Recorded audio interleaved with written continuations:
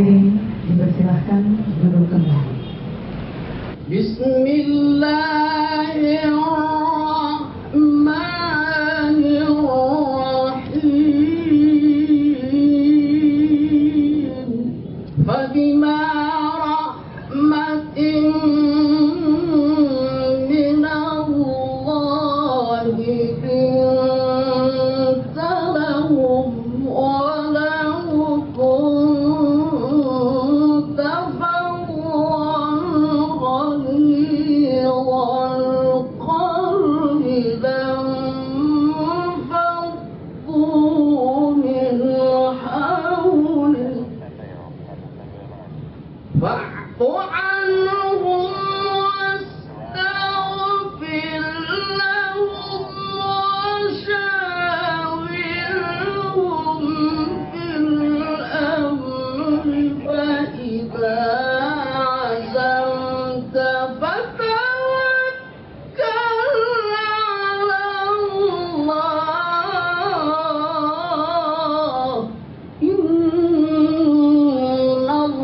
Innallaha yuhibbul mutawakkilin.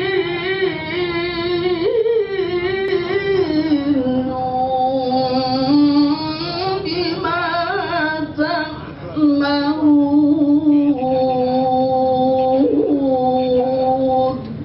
Sadaqallahul azim. Salatullah salamullah ala taha rasulillah. Salatullah salamullah ala yasin habibillah. Wassalna bismillah wa billati rasulillah wa kulli mujahidin lillah bi ahlil badri ya Allah. Ilahi sallimil ummah minal afati wal niqmah wa min hammin wa min ghummah bi ahlil badri ya Allah. Salatullah salamullah ala taha rasulillah. Salatullah salamullah ala yasin habibillah. Assalamualaikum warahmatullahi wabarakatuh. Hadirin dipersilahkan duduk kembali. Assalamualaikum warahmatullahi wabarakatuh. Hadaratil afadil sadatil ulama wal masyayikh ala izza timaizukum. Yang terhormat dan yang saya hormati Bapak Muhammad Yusuf Kalla, Wakil Presiden Republik Indonesia. Yang kami hormati para Menteri Kabinet Kerja, para pejabat tinggi yang lain yang hadir, para tamu undangan, khususnya para duta besar yang hadir, Ibu Sinta Nuriyah dan segenap tamu yang hadir, para pengurus Nahdlatul Ulama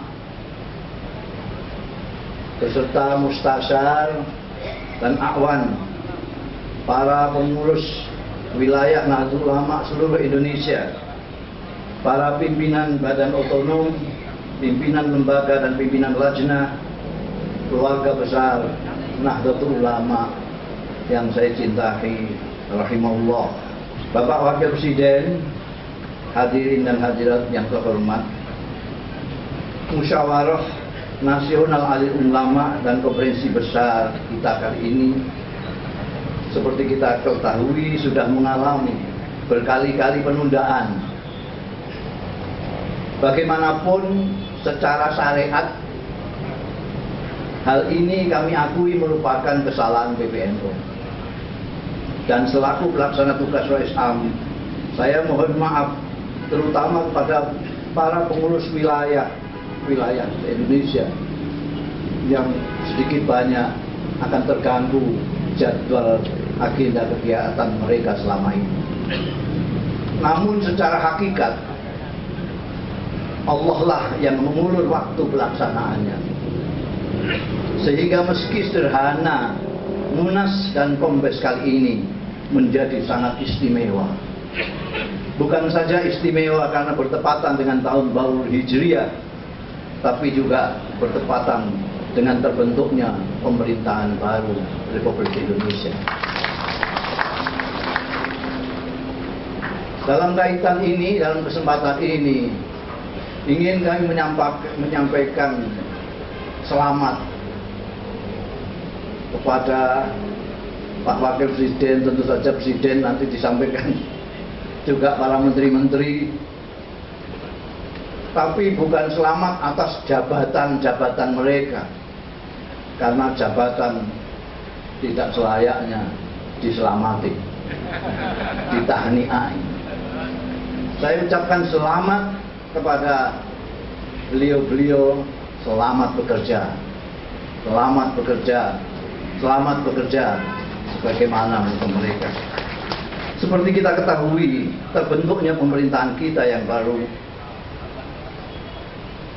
meski melalui suatu fase dan dinamika demokrasi yang menegangkan, namun alhamdulillah berakhir melegakan semua pihak, bahkan membuat masyarakat internasional berdecak kagum akan kedewasaan berdemokrasinya bangsa kita. Para pemimpin yang semula bersaing keras akhirnya menunjukkan sikap kenegarawanan mereka dan mengingatkan kepada para pendukungnya masing-masing akan pentingnya menjaga persaudaraan dan persautuan Indonesia untuk kebaikan bersama, kebaikan Indonesia. Mudah-mudahan warga NU, khususnya para kiainya yang kemarin juga ikut terlibat, bahkan larut dalam gegap gempitanya dukung-mendukung, dapat mencerdasi sikap kenegarawanan para pemimpin yang tempoh hari mereka dukung, sehingga tak ada lagi istilah berseberangan di antara kita, dan semuanya bisa kembali menekuni tugas dan kerja masing-masing sebagaimana semula, dan selanjutnya dapat menjadikan pengalaman yang lalu itu sebagai pelajaran bagi kearifan sikap di kemudian hari. Juga ini kami tujukan pada wakil-wakil kami, wakil-wakil kita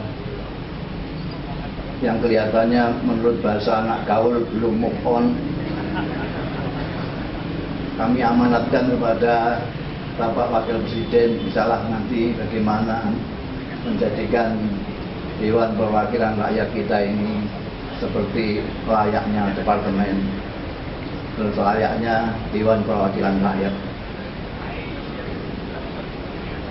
Dalam kesempatan ini, saya sebagai orang tua, kalau boleh berpesan kepada pemerintahan yang baru di bawah Pak Jokowi dan Pak Yusuf Kala, kalau kemarin ditunjukkan kepada kita semua tampilan-tampilan kesederhanaan dan semangat kerja, etos kerja, saya mohon itu dapat dilakukan oleh semua jajaran kabinet kerja ini untuk tetap bersikap sederhana, merakyat, dan kerja.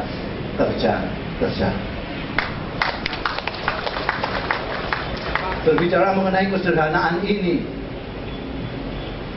Pak Wakil Presiden dan Bapak-Bapak Menteri, Ibu Menteri, saya khusus menekankan agar ini menjadi tren pemimpin-pemimpin nasional kita. Karena kondisi masyarakat kita yang sekarang ini tidak bisa dilawan secara revolusi mental kecuali diawali dengan gerakan hidup sederhana. Kebetulan kita punya presiden, wakil presiden yang bersikap sederhana. Mudah-mudahan ini akan menjalar kepemimpinan semuanya, dan itu akan menjalar kepada masyarakat seluruhnya. Seperti kata orang Arab, an-nasu ala dini mulukihim. Kalau pimpinan-pimpinannya sederhana, insya Allah yang lain-lain termasuk kiai-kiainya juga akan sederhana.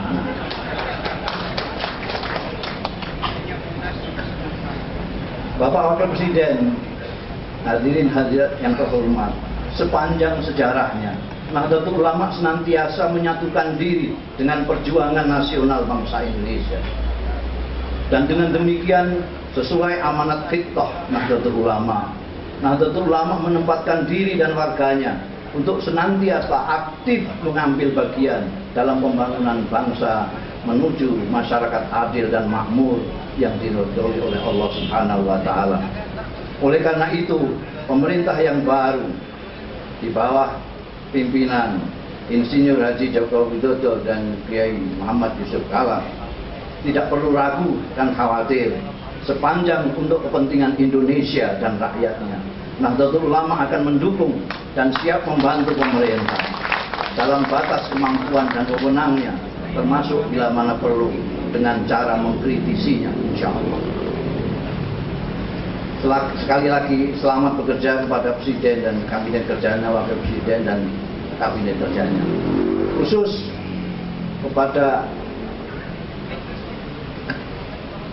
kader-kader NU yang terpilih menjadi anggota kabinet, saya pesankan untuk menunjukkan keteladanannya sebagai pemimpin-pemimpin yang arif dan bijaksana, yang dapat membantu pemerintah ini untuk membela rakyat dan menaikkan kesejahteraan rakyat. Jaga sikap kesederhanaan dan tetap menjaga akhlak Nahdlatul Ulama. Saudara Wakil Presiden, hadirin hadirat yang terhormat, Musyawarah Nasional Ahlul Ulama dan Konferensi Besar yang merupakan forum pemusyawaratan tertinggi setelah muktamar ini sangat penting artinya bagi jamiah sendiri maupun bagi bangsa. Karena di sini akan dibicarakan masalah-masalah keagamaan yang menyangkut kehidupan umat dan bangsa, di samping mengevaluasi dan mengkaji gerak dan perkembangan jamiah. Untuk itu PBNU telah mempersiapkan beberapa draft materi yang diharapkan dapat lebih memudahkan dan melancarkan jalannya pemusyawaratan kita, mulai dari draft materi tentang reorientasi dan restruktur Nahdlatul Ulama, tentang perkembangan paham keagamaan yang meresahkan dunia dewasa ini, hingga mengenai keindonesiaan yang menjadi ciri Nahdlatul Ulama. Semoga Munas dan Kombes ini mendapat ridho dari Allah Subhanahu wa taala, bermanfaat tidak hanya untuk NU tapi juga untuk Indonesia dan bangsa Indonesia. Amin ya rabbal alamin. Bapak Wakil Presiden, hadirin hadirat sekalian yang terhormat, demikian yang bisa saya sampaikan sebagai khutbah kita pada Munas dan Kombes kali ini. Kurang lebihnya mohon maaf. Terima kasih atas perhatian semuanya. Wallahu muwaffiq ila aqwamit thoriq. Wassalamualaikum warahmatullahi wabarakatuh.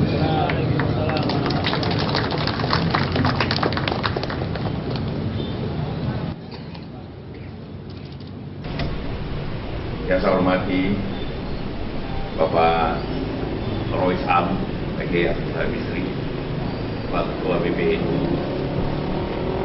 Pak Said Agil Siraj, para Menteri, Ibu Sinta, Dubes, hadirin hadirat para alim ulama, para peserta musyawarah nasional dan kongres besar ini. Pertama-tama saya ingin menyampaikan permohonan maaf Pak Jokowi karena hari ini keluar kota sehingga tidak sempat hadir dalam acara yang sangat penting ini. Marilah kita selalu panjatkan puji syukur kepada Allah Subhanahu wa taala atas kesempatan kita juga hadir di sini bersama-sama para alim ulama, para peserta dalam rangka tentu membicarakan hal-hal yang penting untuk bangsa ke depan. Bapak dan Ibu sekalian, dalam kesempatan ini pula saya ingin menyampaikan ucapan terima kasih kepada seluruh warga Nahdlatul Ulama yang telah bersama-sama seluruh bangsa ini mensukseskan pemilu dan pilpres pada tahun ini yang menggambarkan bagaimana demokrasi dengan baik kita jalankan menurut persatuan bangsa ini. Sebagai bangsa Indonesia ada dua hal bagi kita semua yang menggembirakan, tapi ada dua hal juga yang perlu kita perbaiki dalam rangka konsolidasi nasional kita ini. Hal yang menggembirakan pertama adalah seperti saya katakan tadi, di Asia ini dibandingkan dengan Indonesia dan banyak negara lain di Asia dalam hal demokrasi, apalagi banyak negara Islam, alhamdulillah mungkin kita salah satu yang terbaik menjalankan begitu. Apabila kita lihat pemilu di Filipina, Pakistan, India, Afghanistan, Thailand, apapun, kalau ada pemilu tanpa korban jiwa, kadang-kadang itu bukan pemilu di sana. Ratusan, malah ribuan kadang-kadang korban jiwa hanya satu pemilu. Tapi alhamdulillah pada dua pemilu yang terakhir kita ini, korban tewas satu pun alhamdulillah tidak terjadi karena konflik pemilu itu. Mungkin ada korban lalu lintas ya, tapi tidak korban karena konflik. Yang kedua yang menggembirakan adalah di semua negara Islam, penduduk Islam yang besar di dunia ini, Indonesia adalah negara yang paling aman di antara semua negara besar. Tentu kita bersyukur hal ini. Negara Islam besar seperti Pakistan, Afghanistan, Irak, Syria, Mesir, Libya, Sudan, Nigeria, dan sebagainya, semuanya mengalami konflik-konflik yang menyebabkan korban jiwa antara warganya, baik antara mereka juga dengan luar. Alhamdulillah di Indonesia ini, di negeri kita yang tercinta ini, walaupun penduduk yang terbanyak di antara negara-negara itu adalah semua Islam, yang mempunyai perbedaan-perbedaan suku dan bahasa yang begitu banyak, yang membedakan agama semua ada di negeri kita ini. Alhamdulillah tidak terjadi seperti negara-negara Islam yang lainnya. Itu tanda syukur yang luar biasa kita Allah Subhanahu wa taala atas apa yang telah kita capai. Tidak terjadi di negara manapun di Asia ini atau di negara-negara Islam yang lainnya. Tentu ini sangat penting bahwa Islam Indonesia selalu moderat dan dapat menjadikan persatuan untuk bangsa ini. Tapi ada hal juga yang perlu kita perhatikan. Sebagai sejarah, saya ingin sampaikan bahwa dalam hampir 70 tahun kita merdeka, ada 15 kali konflik bangsa. Hanya dua alasan orang berkonflik selalu, ialah ideologis dan ketidakadilan. Ini yang selalu menjadi perhatian kita semuanya. Pada saat PKI tentu ideologis, ideologis, tapi pada di Permesta Poso, Ambon, Aceh, ketidakadilan yang dirasakan oleh masyarakat. Jadi apabila kita ingin menjaga persatuan, tentu kita harus menjaga dua hal ini. apa yang perlu kita perhatikan? Dua hal. Yang pertama, ada hal yang sangat perlu diperbaiki dalam keadilan kita berbangsa, umumnya dalam ekonomi. Dalam istilah teknis tentu kita tahu semua bahwa tingkat ketidakadilan dalam hal kepemilikan, dalam hal wilayah telah membesar.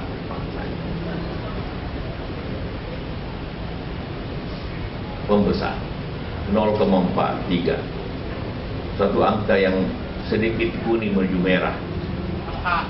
Sebagai catatan, Arab Spring, pemberontaknya masyarakat di negara-negara Arab pada saat ketidakadilannya mencapai 0,45. Artinya adalah kita harus memperbaiki semua itu. Yang kedua tentu ada hubungannya masalah kita ialah masalah kemiskinan. Karena itulah harus menjadi bahagian daripada usaha kita semua, termasuk Nahdlatul Ulama untuk menjalani. Sering saya menggambarkan secara sederhana, apabila ada 100 orang miskin,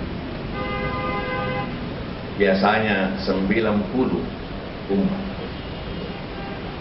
Tapi apabila 100 orang kaya, umat barangkali cuma 10. Kita tidak ingin mengatakan yang kaya itu harus turun, tidak. Bagaimana yang tidak mampu itu menjadi lebih maju. Karena itulah selalu saya gambarkan bahwa kalau ada pembagian zakat, hampir orang berdesak-desakan dan kadang pernah ada yang meninggal, termasuk waktu di depan rumah saya. Karena muzakkinya sedikit, mustahiknya keluar banyak. Jadi untuk mengatasi itu artinya muzakkinya harus diperbanyak. Itu antara masalah yang kita hadapi. Apabila itu kita jalankan atas, maka insya Allah NKRI tidak pernah akan menjadi mudah. Secara politik NKRI tentu suatu hal yang tidak perlu kita pertanyakan lagi. Walaupun ada juga konflik-konflik di daerah-daerah, tapi lebih kepada ideologis yang radikal. Selalu saya menggambarkan bahwa kalau ada ISIS, ada bom bunuh diri, ada orang membunuh pihak lain, kenapa terjadi demikian? Karena ada pihak yang menjual murah surga. Menjual murah surga. Jadi inti daripada bom bunuh diri, inti daripada radikalisme, itu ialah penjualan murah surga. Dengan sedikit saja mengatakan bahwa kau membunuh atau dibunuh masuk surga. Itu aja sebenarnya. Karena yang mau bunuh diri itu, yang radikal itu pertama tidak cari uang. Karena mau cari uang, mau mati kan. Tidak mencari jabatan, karena dia siap mati. Yang dia lakukan ialah masuk surga. Jadi sini fungsi daripada kita semua menyadarkan seluruh umat kita bahwa surga itu tidak segampang itu. Tidak diobral seperti itu, dan tentu dengan faham yang lain. Nah, apabila demikianlah, maka pertama yang harus kita lakukan dalam menjaga bangsa ini adalah menjaga dua hal yang sudah baik itu, demokrasi bangsa. Tadi bagi Bisri Pak Rois Am mengatakan adanya gejolak-gejolak di DPR, mungkin pemakaian demokrasi yang berlebihan. Ya, berlebihan memakai demokrasi tentu harus diperlakukan dengan sepadan, ya, dengan harmonis demokrasi. Tapi bagaimanapun kita lebih baik dibanding banyak negara, apalagi negara-negara penduduk Islam yang besar. Masalah tadi yang lebih aman, yang menjaga harmoni, saling menghormati, saling memahami. Karena kita bukan, walaupun kita berbentuk banyak suku-suku di antara bangsa ini, Tapi kita tidak bersifat kabilah yang memegang teguh suatu pendirian apabila berbeda dengan lain. Suku kita sangat cair, sangat bersatu dibanding yang lainnya. Kekuatan inilah yang harus menjadi pegangan kita. Tapi kelemahan tadi yang saya katakan, dua kelemahan tadi ini harus menjadi perhatian kita yang lebih baik lagi. Apabila tapi semuanya dua hal ini mempunyai suatu hubungan. Apabila tadi 100 hanya 10 dan yang 190, maka tentu pada akhirnya ada ketidakseimbangan di masyarakat yang besar. Hal ini tentu yang harus diperbaiki yang semangat kita semua. Dalam banyak kesempatan saya selalu katakan, doa kita, doa siapa saja, apakah doa NU, Muhammadiyah, Al-Irsyad, atau siapa saja, dia ustaz, dia kiai orang biasa, selalu doanya itu tutup, Rabbana atina fid dunya hasanah wa fil akhirati hasanah wa qina azabannar. Artinya adalah mencapai kemakmuran, kebahagiaan di dunia sama mencapai kemakmuran di akhirat. Sering saya sampaikan, apabila kita berbicara dalam konteks dakwah dan ulama, kenapa kalau kita acara zikir luar biasa ramainya, luar biasa disiplinnya sampai tengah malam, tapi apabila kita berbicara tentang kebersihan, tentang perdagangan, tentang kemajuan, tentang pertanian, kenapa perhatian kita kurang? Padahal kita selalu berdoa agar kehidupan dunia kita itu sama baiknya dengan kehidupan akhirat kita. Tapi dalam berdakwah mungkin 90% berbicara tentang akhirat, padahal doa kita meminta selalu 50-50. Karena itulah maka ini hal apabila kita ingin memperbaiki agar mustakil lebih banyak daripada mustahil, maka tentu banyak hal yang perlu kita perbaiki dalam tingkat dakwah dan upaya kita semua. Ini tentu menjadi bahagian daripada upaya kita. Dalam satu kesempatan ini minta maaf, saya diundang berbicara dan mendengarkan ceramah di masjid di Jawa Tengah, Jogja. Dikeluarkan pada mumbalik yang pertama mengeluarkan hadis yang mengatakan bahwa tempat yang paling dicintai adalah luar masjid, yang paling dibencinya adalah pasar. Saya tersinggung sekali yang mengatakan itu. Dan begitu saya naik, saya katakan hadis tadi daif. Karena tidak mungkin Rasulullah membenci pasar di mana dia pasar mudanya selalu ada di pasar. Tidak mungkin Abu Bakar membencinya pada saat dia memang warga pasar dan sebagainya.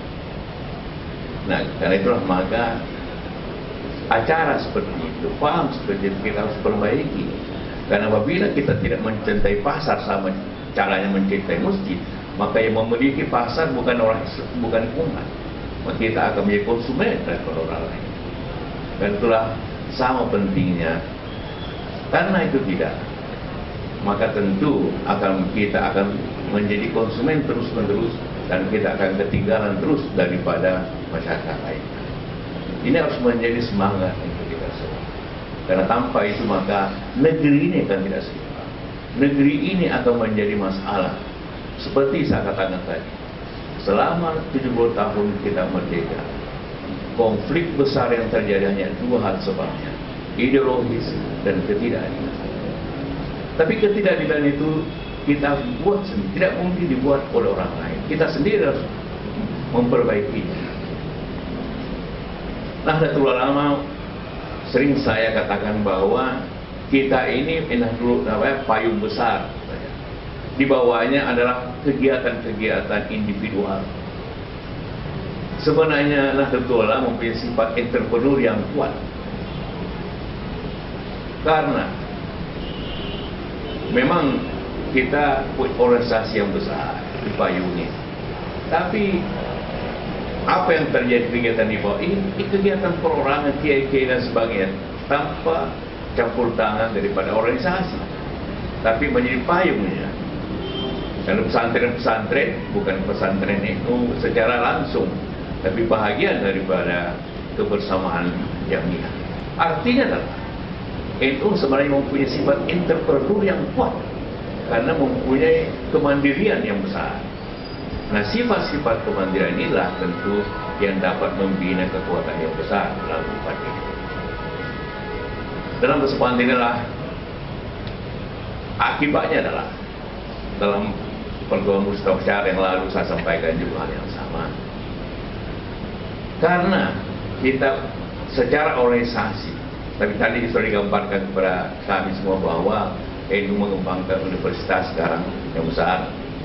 Walaupun tentu dibutuhkan bukan hanya membentuknya, tapi bagaimana menjalankan memeliharanya dengan baik, dengan mutu yang baik. Dan itu berapa menteri di sini yang harus menjaganya semua universitas yang ada. Nah, dalam kesempatan itu maka kita harus, kenapa selalu NU lebih banyak berbicara politik dibanding organisasi yang lain? Pengurus wilayah mungkin lebih banyak berbicara tentang politik, bicara kebangsaan dibanding amal ibadah sosialnya. Karena amal ibadah sosialnya ialah individu. Ya, individu. Saya pernah waktu kecil, waktu muda, sekretaris Ma'arif di Selatan. Saya memahami bagaimana sulitnya sebenarnya mengembangkan organisasi, kegiatan dalam organisasi. Tapi kegiatan individu jalan, kegiatan organisasi tidak. Terjadi di mana-mana. Ya, artinya adalah mungkin kita perlu konsolidasi organisasi NU itu dengan target-target tertentu. Sama dengan di mana-mana ada pesantren sekolah NU. Apa tugas pengurus kita? Pengurus besar atau pengurus wilayah? Cuma satu menurut saya. Atau dua. Bagaimana mendidik guru-guru yang baik. Dan kedua, menjaga kualitasnya, standar-standarnya.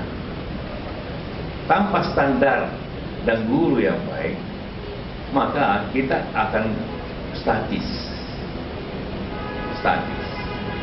Karena itulah maka mari kita melihat, mereview kemajuan bangsa dan negara dewasa ini luar biasa cepat. Tanpa diikuti oleh kita semua, oleh anak muda kita, maka kita akan ketinggalan. Kita selalu bangga kepada jumlah yang besar, tapi mari kita bangga juga kepada kualitas yang baik. Sektor-sektor lain tentu harus kita kembangkan. Alhamdulillah bahwa tadi kegiatan asis NU juga sudah berjalan. Saya ingin sampaikan juga pengalaman kecil saya. Pertama saya ke Jakarta dengan bapak saya. Ialah menghadiri konferensi ekonomi NU. Itu tahun 50-an, 56, 57 berkali. Nah, barangkali bapak tidak konferensi itu di mana diadakannya? Di studio film Persari, karena ketua Jamaluddin Malik. Jadi sambil konferensi melihat bintang-bintang film itu beraksi di sekitar acara. Begitu kegiatan zaman dulu ini ternyata tidak menghindari hal-hal kayak modern. Walaupun setelah penutupan saya lihat betul banyak beberapa kiai yang menari tarian di atas menutup mata ke bawah. Saya terkanya lah. Itulah NU zaman dulu yang saya ikuti, hanya mengikuti bapak saya waktu saya masih SMP. Bahwa kegiatan-kegiatan seperti itu bukan sekarang, 50 tahun lalu justru lebih maju. Bukan lebih maju ya, sudah jalankan kegiatan tersebut. Coba NU bikin istri film seluruh dihujat saya kira semua orang. Ya, istri film. Konferensi NU istri film. Kalau di sini lumayan lah, terima kasih, tapi berkeliaran bintang film yang berpakaian UKNC dan sini kita terima apa adanya. Dan saya menikmati waktu itu lihat Menikmati bagaimana orang bikin film. Maka melihat bintang filmnya karena saya masih kecil kan. Kalau saya barangkali waktu itu sudah SMA, SMA mungkin saya nikmati juga. Artinya adalah kesadaran itu, hal itu berjalan sesuai masa. Nah, apakah kita ingin stagnan? Apakah kita hanya bangga dengan begitu banyak pesantren? Pasti kita bangga. Tapi tentu lebih banyak lagi yang butuhkan kemajuan agar yang seperti saya katakan tadi. Ketidakadilan ini bukan karena kebijakan pemerintah yang diperbaiki saja, tetapi jiwa kita, semangat kita, kemauan kita berupaya, kemauan entrepreneurship, kemauan kita untuk berteknologi yang lebih baik, yang harus kita menuju. Saya yakin, saya mengunjungi beberapa banyak pesantren juga yang sangat maju, tapi tentu itu juga perlu kita lebih pahami lagi sebagai bagian daripada kemajuan kita semua. Pada hari-hari ini tentu begitu banyak menteri yang hadir di sini, tentu bukan hanya sekadar hadir, tapi tentu menjadi mempunyai utang budi kepada NU, karena itu harus membayarnya kan, membayarnya dengan banyak kegiatan itu. Mudah-mudahan ini semua menjadi bahan pemikiran kita semua, menjadi bahagian daripada pekerjaan besar kita semua memajukan bangsa ini. Karena apabila itu atau jamaah itu maju, berarti bangsa ini maju. Tapi apabila juga bangsa ini turun, maka yang kena juga yang pertama warga di bawah. Dan kita sering menyampaikan itu bahwa masyarakat warga itu banyak di kalangan petani, nelayan dan sebagainya. Saya ingin sampaikan data statistik bahwa ada 4 tempat kantong-kantong kemiskinan bangsa ini. Pertama, petani, nelayan, buruh, dan tentu penganggur. Nah, apabila kita ingin memperbaiki NU sebagai suatu jamiah, tentu adalah turut serta atau aktif atau maju dalam kegiatan kita seperti itu. Zikir sangat baik sekali, dan segala macam kegiatannya dan sebagainya. Tetapi doa kita, Rabbana atina fid dunya hasanah wa fil akhirati hasanah. Selalu keseimbangan.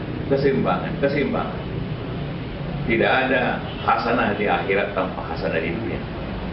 Karena itulah maka kita harus timbangi jiwa itu, perilaku kita, kegiatan kita secara bersama-sama.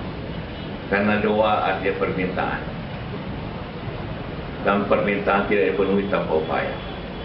Maka kita bekerja sebaik-baiknya, karena setiap upaya apapun kita akan selalu memberikan kemakmuran bangsa ini, dan kemakmuran selalu berarti untuk kegiatan keumatan kita semua. Terima kasih. Assalamualaikum warahmatullahi wabarakatuh. Mohon mendampingi pengumpulan duduk kepada Bapak Menteri Agama Republik Indonesia, kemudian Pejabat Rais Am Pengurus Besar Nahdlatul Ulama dan Ketua Umum PBNU sebagai tanda peresmian pembukaan Musyawarah Nasional Alim Ulama dan Konferensi Besar Nahdlatul Ulama 2014.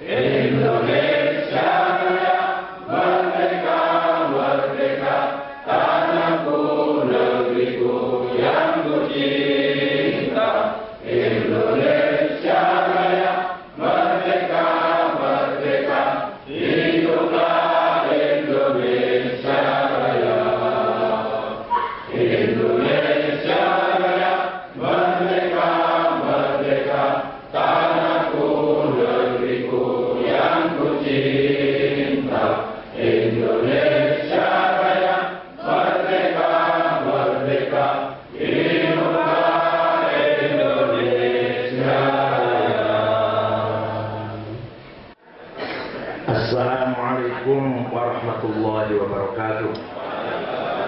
Sahabat fadilah Hadratul Mustasyari, Hadratul Asy-Syuriyah, wabil khusus Hadratul Islam bin Niyabah Hadratul Syekh Dr. Kiai Haji Ahmad Mustafa Bisri Mustafa yang alamatnya di Jalan Kiai Haji Bisri Mustafa, Rembang. Hafizallahu Bapak, senior kita Kiai Haji Khalid Mawardi, Bapak Datuk Bagindo Qatar Al-Mukarram Wakil Ketua Umum Bapak As'ad Said Ali, jangan kira di sini banyak Said. Hadratul Syekh Khatib Am Bapak Dr. Malik Madani dan para peserta Munas dan Kongres yang berbahagia. Alhamdulillah bi alaihi wa ni'amih, bi taufiqihi wa aunih. Setelah mundur 3 kali, ternyata kita juga masih bisa melaksanakan Munas dan Kongres dengan waktu yang tepat, dengan timing yang tepat. Kita mampu mengadakan Munas dan Kongres setelah selesai pilihan umum legislatif, pilihan umum presiden dan wakil presiden, sehingga nuansa Munas sama sekali tidak berbau politik. Seandainya Munas kita lakukan bulan Agustus kemarin, pasti dalam bayangan saya, pasti di antara para peserta Munas ada 2, pengurus PB pun ada 2. Minimal sikapnya, bukan berarti Tim suksesnya bukan, minimal pilihannya lah. Oleh karena itu, tauqiful munasib, timing yang paling tepat adalah sekarang. Percayalah. Nah, untuk itu semua saya berterima kasih kepada para peserta yang telah mengikuti rapat-rapat dengan tekun, dengan serius. Tadi malam saya nengok komisi organisasi cukup panas, tapi juga ada bercanda. Kemudian komisi waktu masail cukup awet, hanya masalah Al-Qursi aja sampai berjam-jam. Padahal jelas sekali sudah, Al-Qursi jelas. Hanya ya itulah waktu masail, kalau nggak dibahas ya akan panjang. Kemudian tim rekomendasi yang cukup cepat karena sudah disiapkan oleh Pak Mas Duki Bedowi, hanya nambah sedikit-sedikit. Semuanya saya ucapkan terima kasih atas keberhasilan ini. Terima kasih kepada panitia, Mas Arvin, Toha, Hakim, Kuali, Mas Hakim, Mas Arvin, Hakim, Toha. Laisal Islam aqidatan wa syari'atan fahasib. Islam bukan hanya aqidah dan syariat saja. Wa innamal Islam dinul ilmi wa thaqafah, dinul adab wal hadarah, dinul tamaddun wal insaniyah. Islam agama budaya, Islam agama peradaban, Islam agama kemanusiaan, Islam agama kemajuan. Oleh karena itu, Allah tidak ridho kalau kita tidak maju. Allah tidak ridho kalau kita tidak berbudaya, tidak beradab. Rasulullah tidak ridho kalau melihat umatnya biadab, kalau melihat umatnya carut marut, kalau melihat umatnya tidak intelek, tidak cerdas, bodoh. Sungguh Allah dan Rasulullah tidak ridho untuk itu semua. Oleh karena itu, tamaddun Islami atau tamaddun Sunni yang telah kita lakukan, yang kita jalankan, yang kita warisi dari para ulama, harus kita tingkatkan, harus kita kembangkan, harus kita isi lagi dengan kreativitas, khairul ibda' wa husnul ikhtira', bahasa Arabnya begitu.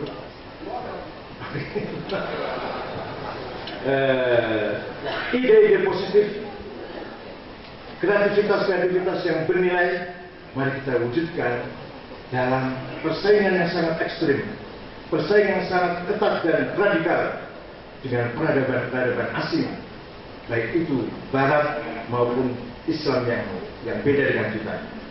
Betul-betul telah terjadi konflik budaya, konflik peradaban. Ini lebih tragis, lebih sadis dan lebih berbahaya daripada konflik fisik, perang di medan tempur. Itu gampang, pasti ada yang menang dan kalah selesai. Tapi kalau perang budaya, perang pemikiran, perang ibda' wal ikhtira', perang idealisme, perang wacana atau perang pemikiran, sangat berbahaya. Bukan hanya untuk kita, tapi untuk cucu-cucu keturunan kita yang akan menindaklanjuti kelanjutan ahli sunnah, terutama Nahdlatul Ulama ini. Oleh karena itu, pengurus NU di saat-saat ini, di periode ini, betul-betul dalam muftaraqit turuq, betul-betul dalam tikungan perjalanan. Kalau kita tidak berhasil, seterusnya akan susah dan sulit. Kalau kita berhasil, itulah harapan kita untuk selanjutnya bisa kita tidak lanjut lebih baik lagi. Ba'dul masail, tidak ada orang lain yang sanggup ba'dul masail. Berapa jam dari mana? Berapa jam Pak? 7 jam. Tidak ada orang lain yang mampu membahas masalah aborsi, khilafah, apalagi tadi ahlul hal wal aqd, 7 jam selesai. Silakan Anda lihat, orang lain aja yang bisa. Pokoknya kita paling baik kita. Itu ba'dul masail. Belum rekomendasi kita. Karena tidak ada kepentingan politik, karena tidak keseganan politik, maka rekomendasi dengan terus terang, dengan tanpa basa-basi, apa yang telah kita putuskan dan rekomendasi untuk pemerintah sangat luar biasa, tegas, jelas, infitah, wassarohah, tidak ada basa-basi, mujamalah, tidak ada. Itulah kita, dan itulah Nahdlatul Ulama. Barangkali tadi ada yang kurang sedikit rekomendasi tentang hari santri. Usulan saya hari santri bukan 1 Muharram, tapi tanggal 22 Oktober, di mana di situ Hadratus Syekh Haji Hasyim Asy'ari mengeluarkan resolusi jihad untuk membela proklamasi 17 Agustus 45. Nanti tambahkan ada usulan tentang organisasi. Tidak apa-apa lah kalau PB mempunyai konsep kemudian ditolak mentah-mentah oleh wilayah.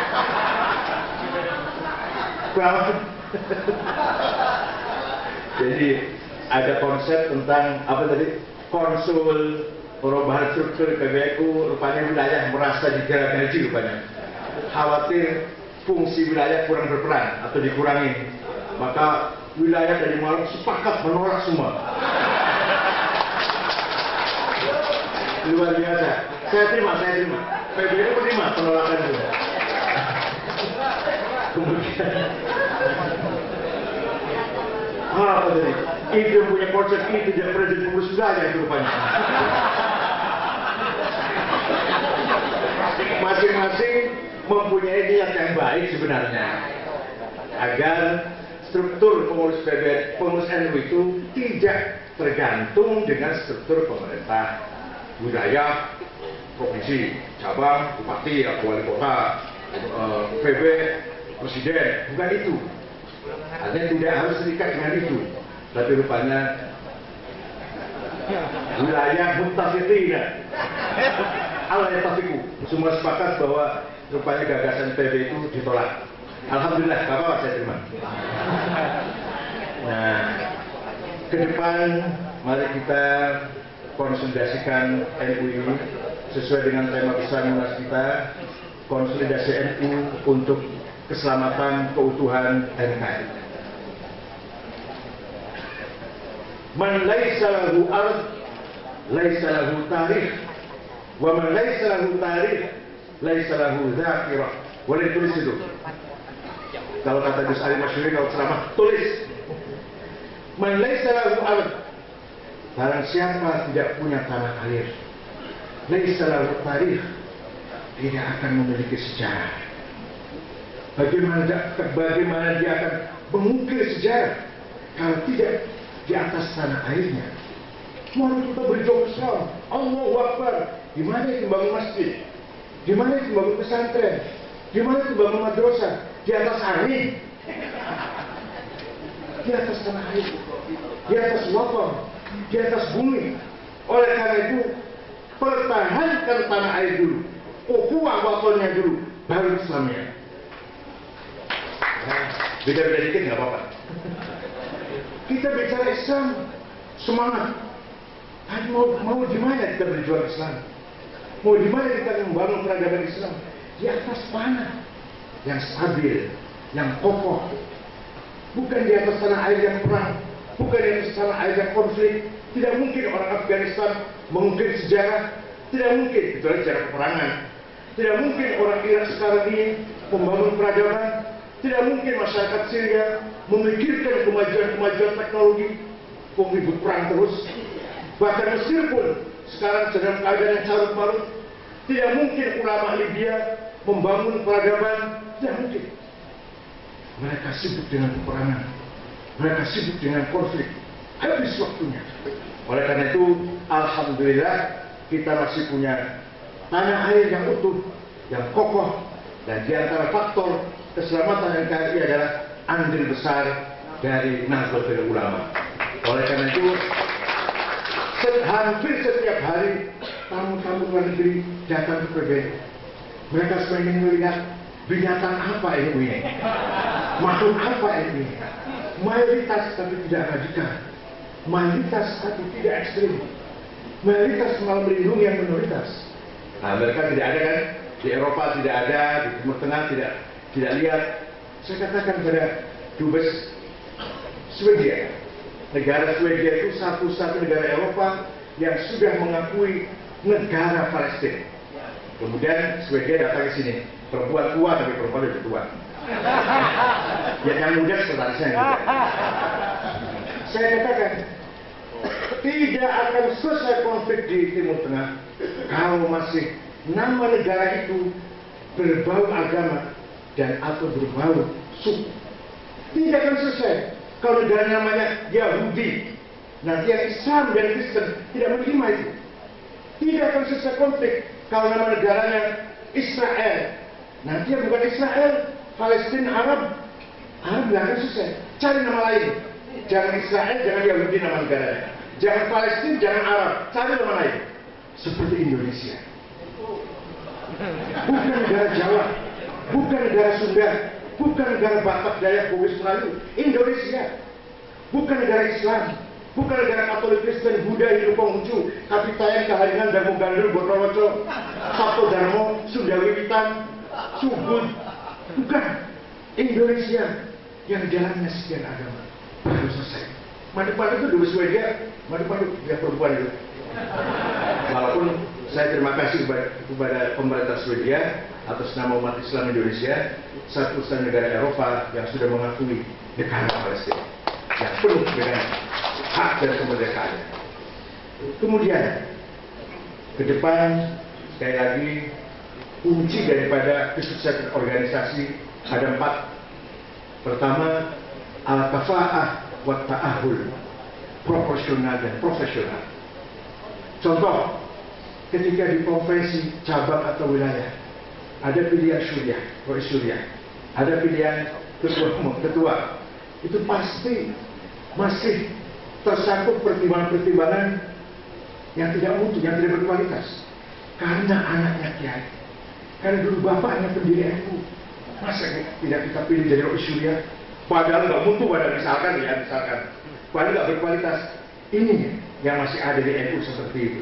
Padahal organisasi kalau ingin maju harus berdasarkan al-kafa'ah wa ta'ahul. Bagaimana kita pilih ketua atau milih rois syuriah kalau tidak mumpuni, kalau tidak munasib, kalau tidak layak, tidak ada kemampuan di situ. Wala taqfu ma laisa laka bihi 'ilm, innas sam'a wal basara wal fu'ada kullu ulaika kana 'anhu mas'ula. Surat Isra ayat berapa, cari sendiri lah, pokoknya surat Isra itu. Jangan kamu ikut campur, dan jangan kamu mengajak orang ikut campur, dan jangan kamu pilih orang yang tidak proporsional, tidak profesional. Karena innas sam'a wal basara wal fu'ada, semua kreativitas kita, hati kita, jiwa kita, iman kita, perilaku kita akan dimintai pertanggungjawab di depan Allah. Saya nggak tahu saya ini ketua umum yang profesional apa enggak, nggak tahu saya. Saya sendiri nggak tahu. Saya ketua umum ada apa yang profesional apa enggak, saya nggak tahu lah. Pokoknya begitu. Yang kedua, al-infitah was-sarah. Organisasi kita tidak akan maju kalau tidak dengan manajemen yang terbuka. Sudah saatnya kita terbuka. Sudah saatnya kita transparan. Sudah saatnya kita semua tertulis, semua didata. Alhamdulillah PBNU tadi malam sudah saya sampaikan, tidak ada yang disembunyikan. Uang masuk berapa, keluar berapa, sisa berapa, semua bisa buka internet, bisa tahu ada berapa uang di NU ini. Semua bisa tahu. Insya Allah baru kali ini seperti ini. Sekarang ada uang 3 miliar lebih, silakan bisa tahu. Bapak Ibu sekalian, apa itu? Dalinya gimana dalinya? Apa dalinya itu? Dalinya al-infitah was-sarah apa dalinya? Qul haqqa walau kana murra aja ya. Saya buat tadi. Qul haqqa walau kana murra. Sampaikan kebenaran yang nyata, yang real, walaupun pahit, susah dan sulit. Yang ketiga, at-ta'awun fil birri wal ihsan. Gak usah takwa, selalu berapa takwa itu. Mari kita bangun jaringan, membangun tim working dengan siapa saja, kemana-mana saja, supaya NU ini usulha gimana? Fis sama wa far'uha fil ard wa far'uha thabit fil ard. Gimana kebalik ya? Wa mathalu kalimatin thayyibatin asluha sabitun wa qarwa fis sama. Ya, balik. Ini jadi ketularan Alvin salah satu sumber. Bagaimana NU mengembangkan jaringan kemana-mana? Bukan hanya Jawa Timur, bukan hanya Jawa Tengah, bukan hanya Jogja, tapi Kalimantan Utara, Kalimantan Barat, bahkan sampai ke dunia. Maka Tuhan sama ada kemana-mana itu artinya. Asluha sabit di Keramat Raya 164. Maka Tuhan sama kemana-mana. Itu artinya kita membangun jaringan yang positif, al-birri wal ihsan dengan siapa saja. Dan saya sudah mencoba membangun jaringan dengan pemerintah, membangun jaringan dengan Mabes TNI. Malah kemarin beberapa bulan yang lalu Pak Sekjen Kabinet 2 bulan yang lalu ya, kita telah diundang ceramah di Mabes TNI dengan Din Samsudin. Buktinya komentarnya Pak Muldoko lebih panjang komentar saya. Kemudian saya setiap 3 bulan sekali diundang ke Lemhanas, kemudian Mabes Polri dan instansi-instansi pemerintah, yaitu kita membangun jaringan dengan luar yang positif dan berkualitas. Yang terakhir, yang paling pasti apa dari tahun al-birri wal ihsan dari ta'awun itu lah, al-birri wat taqwa. Tidak mungkin kita mengerjakan program yang berat ini tanpa membangun jaringan dengan pihak luar. Tidak mungkin eksklusif. Yang terakhir, al-mas'uliyah, responsibility. Oleh karena itu, pengurus dari bawah, dari ranting sampai pengurus PBNU dengan berbagai tingkatannya, bukan hanya ketua, bukan hanya Rais Syuriah, tapi akwan, mustasyar, bendahara, sekretaris, semua ketua-ketua lembaga lajnah harus mempunyai mas'uliyah, tanggung jawab kita semua. NU bukan milik Kiai Mustafa Bisri, NU bukan milik ketua umum, NU milik kita semua. NU milik kita semua dalam rangka kita wa ma khalaqtul jinna wal insa illa liya'budun. Tempat ibadah kita, tempat berbakti kita kepada Allah di dalam organisasi Nahdlatul Ulama ini. Adapun di sana sini ada kesulitan, pasti ada kendala, pasti. Malah kalau lancar-lancar saja kita harus ragu-ragu. Ini yang saya kerjakan ini benar apa kok? Kok lancar ya? Janjiannya yang kita kerjakan ini benar apa enggak sih ya? Kok lancar banget? Tapi kalau sulit, semakin banyak kendala, kita semakin yakin bahwa yang kita jalankan ini benar. Karena kebenaran tidak mungkin dibeli dengan murah. Kebenaran pasti diperjuangkan dengan perjuangan darah dan keringat, bila perlu malah mengorbankan jiwa. Itu pasti benar. Kalau semuanya gampang, malah kita ragu. Gampang banget, bener apa enggak ya? Itu malah. Sekali lagi,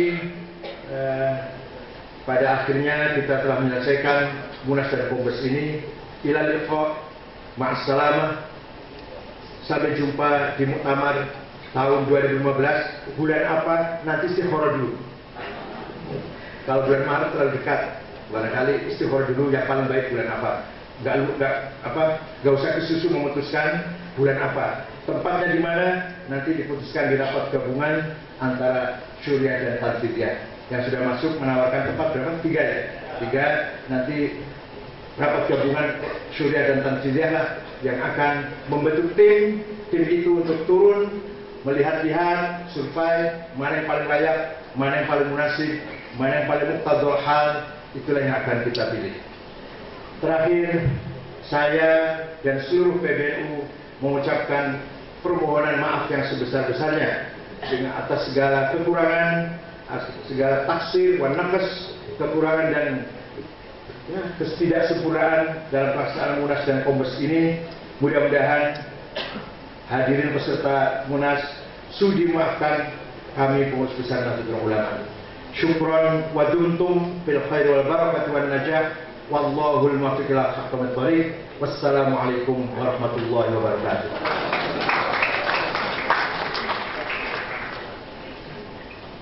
Hadratil afadil sadatil ulama wal masyayikh al-aizza fi ma'isukum.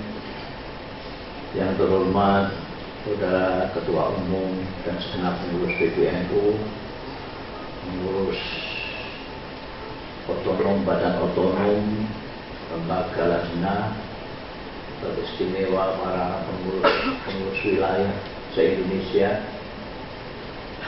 yang kami hormati dan kami muliakan, para sesepuh Nahdlatul Ulama, para peserta Musyawarah Nasional Alim Ulama dan Konferensi Besar Nahdlatul Ulama, hadirin hadirat rahimakumullah.